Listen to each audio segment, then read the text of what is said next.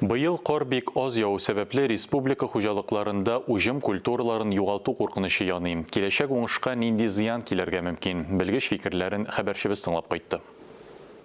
Басуларның күпчелек өлешендә кар булмау борчу тудыра. Шуңа күрә авыл хуҗалыгы тикшеренү үзәге белгечләре көн саен чәчүлекләрнең сакланышын күзәтә.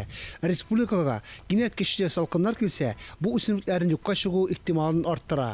Для озимых это не самая благоприятная ситуация, поскольку Уҗымнар өчен бу бөтенләй куркыныч түгел. Үсемлекләр инде кар катламы астында булганлыктан вегетацияны туктатты.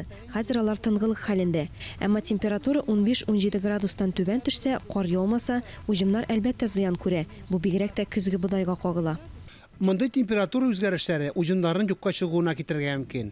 Артык югары температурада тамырлар чирү куркыныч арта. Кеше суыктан ашар. Шулай да көзе һава торышын исәпкә алып, галимнәр ышанышы югалтмый. Туфрактагы дым запасы үсемлекләрне коткарып кала ала. По состоянию весна, вернее, осень была затяжная. Быел көз озакка сузылды, җылы булды. Шуңа күрә күзәтүләр буенча уҗымнарның 94% яхшы, канәгатьләнерлек хәлдә. Синоптиклар декабрьнең 2 декадасында бик күп кар явар дип вәгъдә итә.